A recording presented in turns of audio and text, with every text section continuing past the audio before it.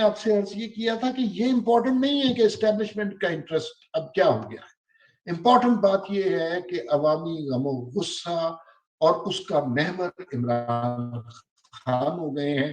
اب چاہے وہ الٹے لٹک جائیں, چاہے وہ کسی اور کو چیف بنا دیں, اب عوامی غم و غصہ ان کی طرف تھمنے والا نہیں ہے. اس حکومت کو اب جانا ہی ہوگا, جس طرح مرضی جائے, اور لوگ اس کی حکومت کے جانے کو اپنے لیے نجات, اپنے لیے ثواب سمجھ رہے ہیں. بالکل ٹھیک ہو گیا. آخری سوال سر, منڈی بہاؤالدین میں کل جلسہ ہوا, وہاں پہ عمران خان صاحب نے ایک تقریر کی. سر اس کے بغیر یہ پروگرام مکمل نہیں ہو سکتا. اتنا غصہ, اور خاص طور پر مولانا فضل الرحمان صاحب کے بارے میں جو انہوں نے کل کہا کہ میں ان کو مولانا نہیں سمجھتا, میں یہ whatever, میں وہ لفظ بھی یوز نہیں کرنا چاہتا, اس کی کیا وجہ ہے سر؟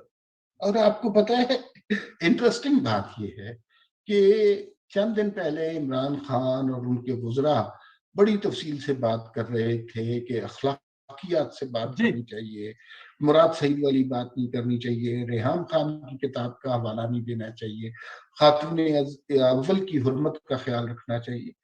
اور اگلے دن ہی جلسے میں عمران خان نے کس طرح کی مذاق اڑایا مولانا فضل الرحمان کا, اور وہ پولیٹیکلی بھی بہت غلط کر رہے ہیں. ایک تو مولانا فضل الرحمان نے انہیں کے پی کے میں بری طرح شکست دی.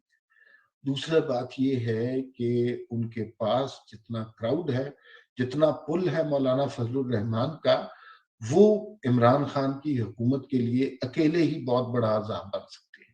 تو عمران خان انہیں ایجیٹیٹ کر رہے ہیں, اریٹیٹ کر رہے ہیں, اور ان کو غصہ دلا رہے ہیں. یہ فرسٹریٹڈ شخص کی باتیں ہیں, یہ کسی ہارے ہوئے شخص کی گفتگو ہے. جو شخص اپنے حواسوں میں ہوتا ہے, جو شخص نارمل ہوتا ہے, وہ اس طرح کی گفتگو نہیں کرتا. اپنے مخالف کے بارے میں بھی اس طرح کی گفتگو نہیں کرتا. سیاستدان اسٹیٹ مین شپ دکھاتے ہیں, تحمل سے بات کرتے ہیں, اپنے مخالف سے کے طرز عمل سے مخالفت کرتے ہیں, لیکن انہیں بات کرنے کا سلیقہ آتا ہے. یہ تو کوئی گلی محلے کے گنڈے بدماش ہم پر مسلط کر دیے گئے ہیں, جو کونسلر بھی بننے کے لائق نہیں تھے.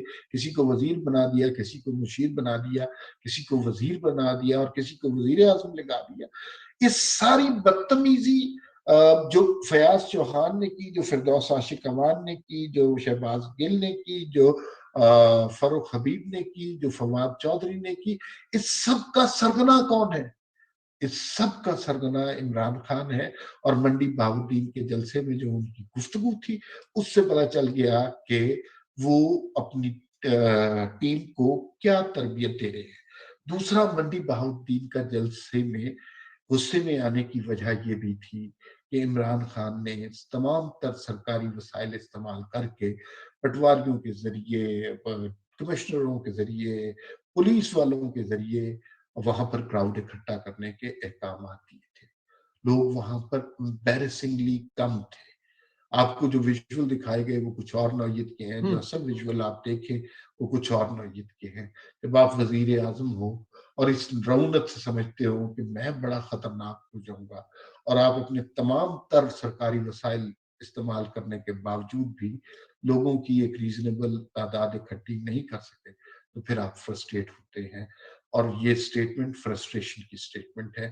یہ سٹیٹمنٹ بنیادی طور پر ایک شکست خوردہ شخص کی سٹیٹمنٹ ہے.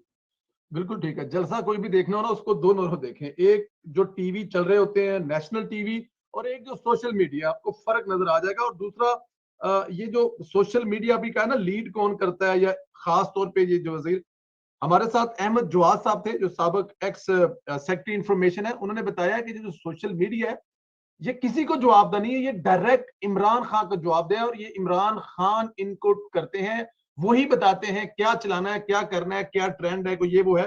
تو یہ بالکل ٹھیک کہہ رہے ہیں. دوسروں کو جب آپ درس دیں گے کہ ہماری